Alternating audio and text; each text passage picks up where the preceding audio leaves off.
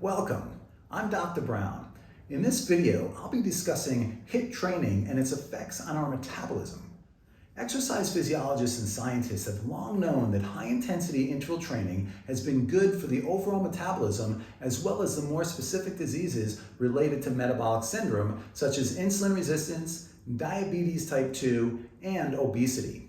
Not only has science proven this, but even our intuition seems to concur.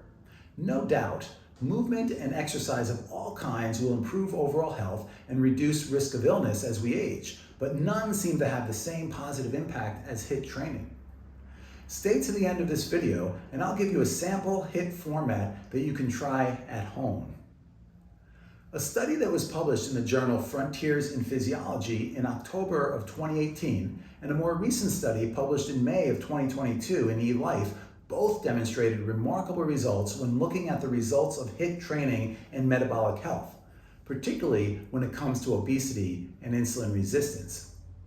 What really caught my attention the most in both of these studies, and was not a complete surprise given that the mitochondria is an energy powerhouse, is that the major impact seemed to be on the effects of HIIT on that energy powerhouse of the cells, the mitochondria.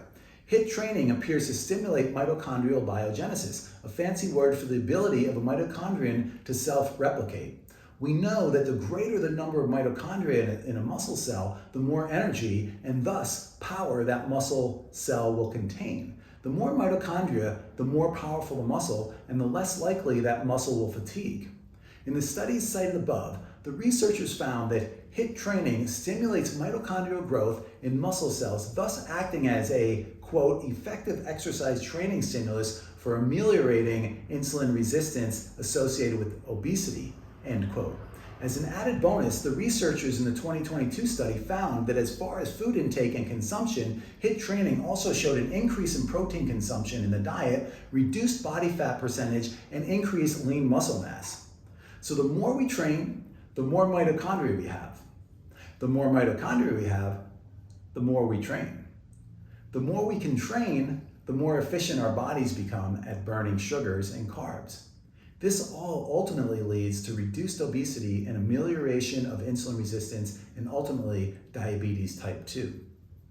So if you're thinking of giving HIIT a go, I can confidently recommend a format that I have used personally and with hundreds of clients. It's called Tabata, T-A-B-A-T-A, and is named after the founder of the technique. There are many ways to do a Tabata depending on age, fitness level, or modifications that take ability or injury into account. Here's one. 5 to 10 minutes of warm-up, doing a light cardio such as jump rope or jogging. 8 rounds of burpees, working for 20 seconds and resting for 10 seconds in each round. 8 rounds of mountain climbers using that same format.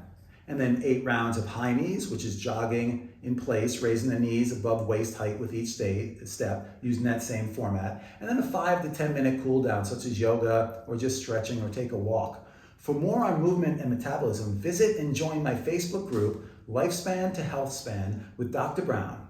Thanks for listening. I trust that you've learned something, and until next time, stay well.